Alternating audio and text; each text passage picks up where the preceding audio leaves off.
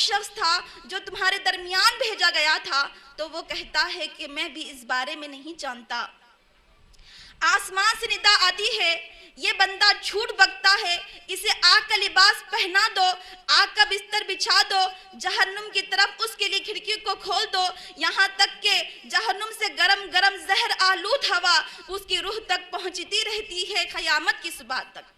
پھر کافر بندے کی خبر کو اس کے لیے تنگ کر دیا جاتا ہے تو اس کے ہڈی کی پسلیاں ایک دوسرے کی پسلیوں میں مل جاتی ہے، اور اس کے اوپر ایک اندھا اور بہرا فرشتہ مقرر کر دیا جاتا ہے جس کے ہاتھ میں لوہے کا ہتھوڑا ہوتا ہے۔ اگر وہ لوہے کا ہتھوڑا کسی پہاڑ پر مار دیا جائے تو وہ پہاڑ مٹی بن کر ریزہ ریزہ ہو جائے۔ اس کے ساتھ کافر بندے کی میت پر جب وہ ایک ہتھوڑا مارتا ہے تو وہ ایسے چیختا ہے، ایسے چلاتا ہے کہ اس کی آواز کو سارے چوپائے سنتے ہیں۔ یہ سلسلہ قیامت کی صبح تک جاری رہتا ہے۔ اس لیے میرے ماں بہنوں، نبی صلی اللہ علیہ وسلم ہمیشہ قبر کے عذاب سے پناہ مانگتے تھے۔ ہمیں بھی قبر کے عذاب سے پناہ مانگنی چاہیے اور یہ سمجھنا چاہیے کہ قبر کا عذاب برحق ہے۔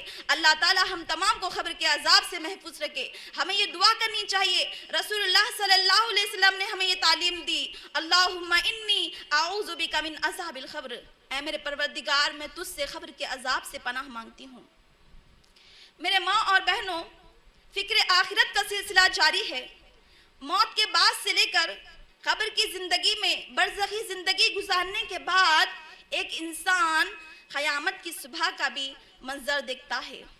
میرے ماں اور بہنوں، قیامت کا آنا یقینی چیز ہے۔ ہم میں سے کوئی خاتون، ہم میں سے کوئی لڑکی یہ نہیں کہہ سکتی قیامت آ سکتی بھی شاید، نہیں آ سکتی بھی شاید۔ میری ماں بہنوں، اس میں کوئی دو رائے نہیں ہے۔ قیامت پر ایمان لانا ارکان ایمان میں سے ایک اہم رکن ہے۔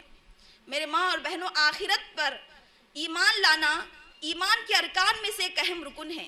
قیامت کا آنا یقینی چیز ہے، اس کے بارے میں دو رائے ہو ہی نہیں سکتی۔ اللہ تعالیٰ سورہ قیامہ میں ارشاد فرماتے ہیں، سورہ قیامہ سورہ نمبر 75 آیت نمبر 1 تا 4، لا اقسم بیوم القیامہ ولا اقسم بالنفس اللوامہ ایحسب الانسان ان لن نجمع عظامہ بلا قادرین علی ان نسوی بنانہ ایحسب الانسان ان لن نجمع عظامہ بلا قادرین علی ان نسوی بنانہ۔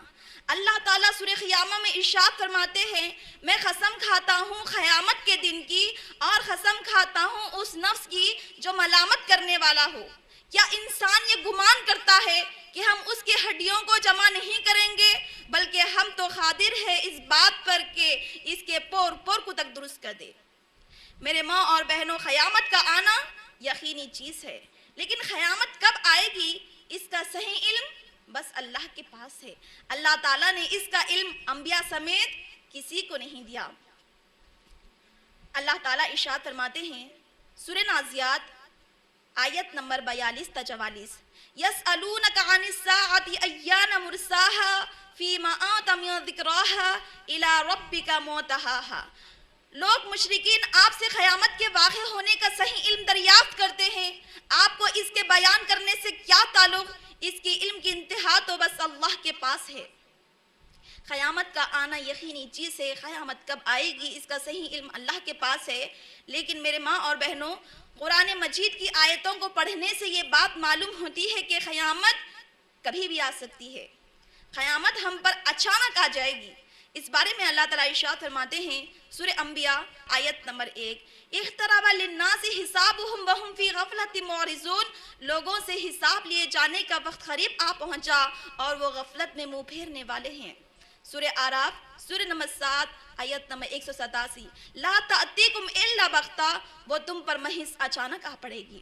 اس بات کی وضاحت ہوتی ہے صحیح مسلم میں، صحیح مسلم حدیث نمبر 2954، حضرت ابو ہریرہ رضی اللہ عنہ سے روایت ہے، رسول اللہ صلی اللہ علیہ وسلم نے ارشاد فرمایا، اے لوگو، تم پر قیامت محض اچانک آ پڑے گی۔ مرد اونٹنی کا دودھ دوہتا ہوگا کہ قیامت اچانک آ جائے گی، کھانے والے کا لقمہ اس کے منہ تک نہ پہنچا ہوگا کہ قیامت اچانک آ جائے گی۔ مرد کپڑوں کی خرید و فروخت کرتا ہوگا، خرید و فروخت نہ کر پایا ہوگا کہ قیامت اچانک آ جائے گی۔ میرے ماں اور بہنوں، فکر آخرت سے تعلق رکھنے والی اہم چیز قیامت پر ایمان لانا ہے۔ قیامت کے واقع ہونے کا ابتدائی مرحلہ یہ ہوگا، اللہ تعالیٰ کے حکم سے سور میں پھونکا جائے گا جس سے خطرناک آواز نکلے گی۔ عبداللہ بن عمر رضی اللہ عنہ فرماتے ہیں، نبی صلی اللہ علیہ وسلم سے دریافت کیا گیا آخر سور کیا ہے؟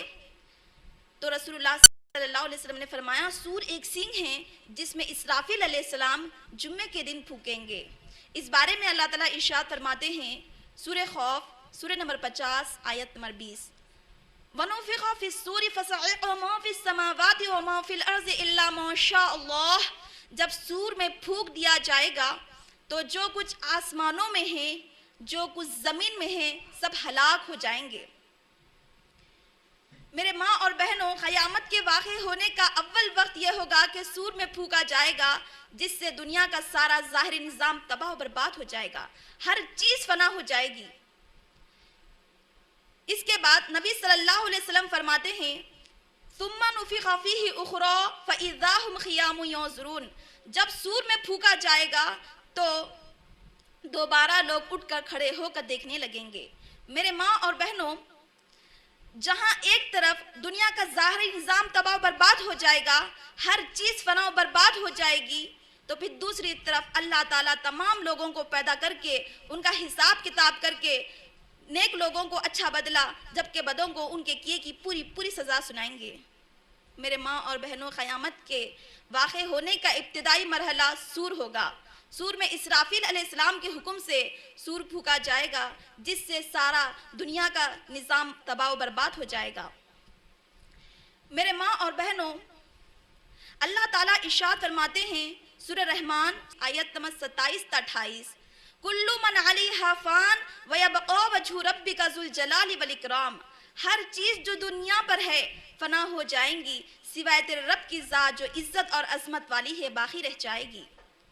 میرے ماں اور بہنوں، قیامت کے لیے اللہ تعالیٰ نے قرآن مجید میں مختلف نام ذکر کیے ہیں، مختلف نام قرآن مجید میں قیامت کے استعمال کیے ہیں۔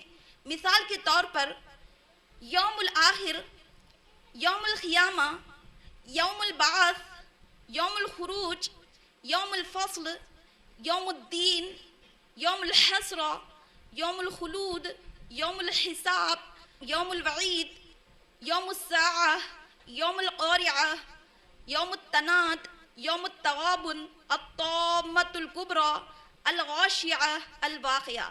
مثال کے طور پر میں نے بتائی ہے، اس سے مزید آپ کو قرآن مجید میں مل سکتے ہیں۔ میرے ماں اور بہنوں، قیامت سے مراد کیا ہے؟ قیامت سے مراد یہ ہے جب دنیا کا سارا ظاہری نظام تباہ و برباد ہو جائے گا، ہر چیز فنا ہو جائے گی۔ قیامت کے ہولناکیاں پہلی مرتبہ سور پھونکنے سے واقع ہوگی، جب اللہ تعالیٰ کے حکم سے سور میں پھونک دیا جائے گا۔ جب اللہ تعالیٰ کے حکم سے سور میں پھونک دیا جائے گا تو قیامت کی ہولناکیاں شروع ہو جائے گی۔ یقیناً یہ دن لوگوں کے لیے انتہائی سخت، انتہائی بوجھل اور بڑا ہی بھاری ہوگا۔ اس دن کی دہشت کائنات کی سب سے بڑی دہشت ہوگی۔ اس دن کی گھبراہٹ کائنات کی سب سے بڑی گھبراہٹ ہوگی۔